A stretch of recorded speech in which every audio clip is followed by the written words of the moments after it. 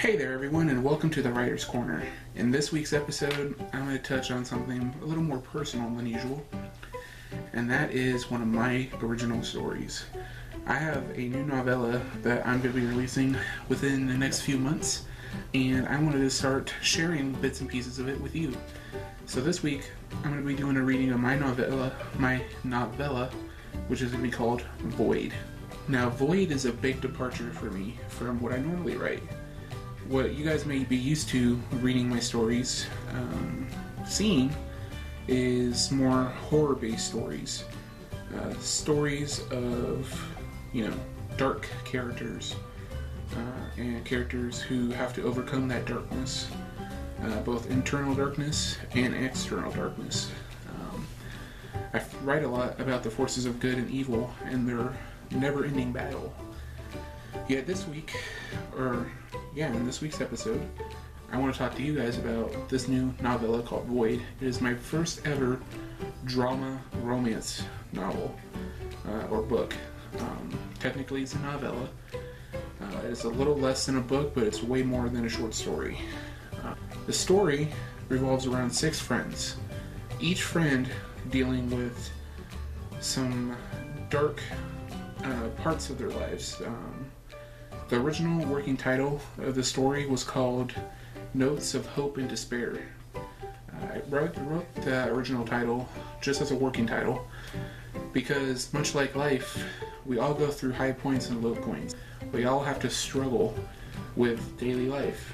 And sometimes we go through very difficult times, and only with the power of hope, friendship, and love can we overcome those things. Life is very difficult. We have many curveballs thrown. In this book, you'll find each of the 6 friends is going through some pretty traumatizing stuff, whether it's dealing with coming to terms with your sexuality and dealing with parents who wouldn't understand that.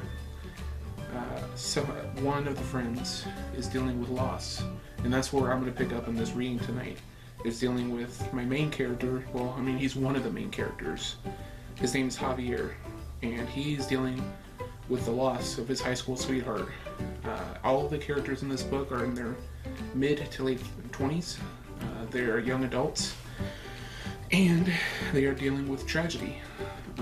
And these friends have come to Javier's house to try and help him, as he has been suffering from depression since the loss of his love.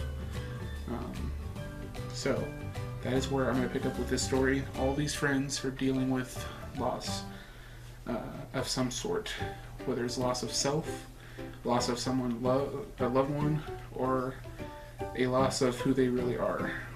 So here is an excerpt from Void. This is chapter 2 of Void. A small trickle of light poured through the windows of the small house, illuminating a war scene inside the home. Scores of empty beer bottles, fast food wrappers, and crumbs lay about the living room, showcasing the complete lack of thought or care that the owner of the house had for himself or the home.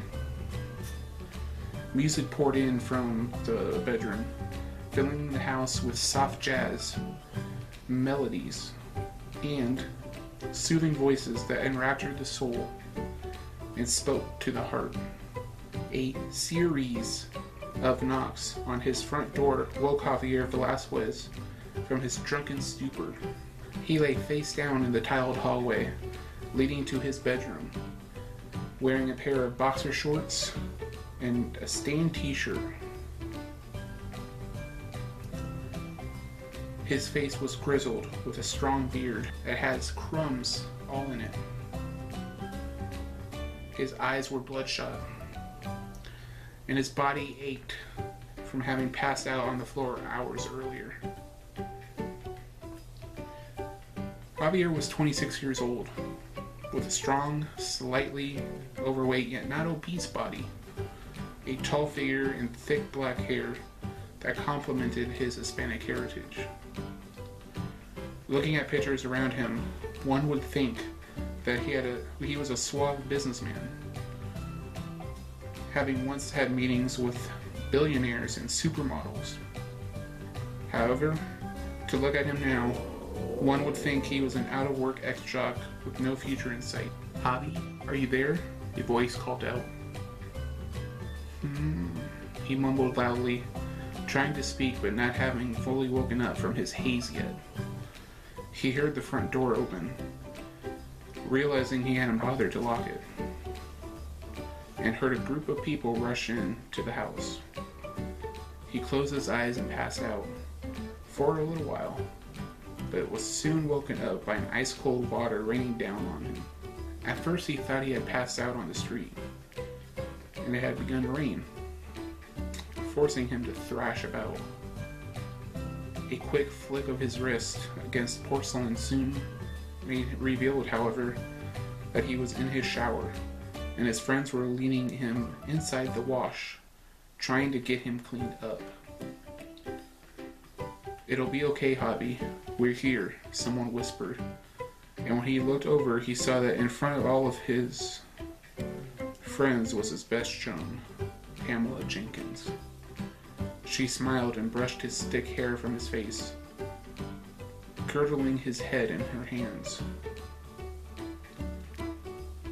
His face blushed, and he felt every bit as pathetic as he looked.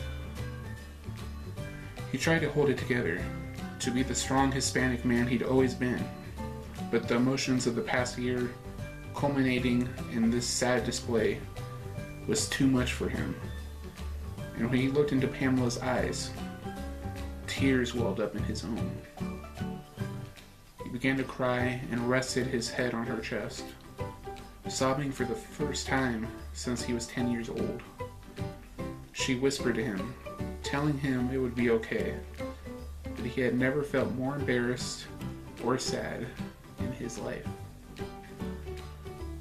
And that will do it for this edition of Void, the reading.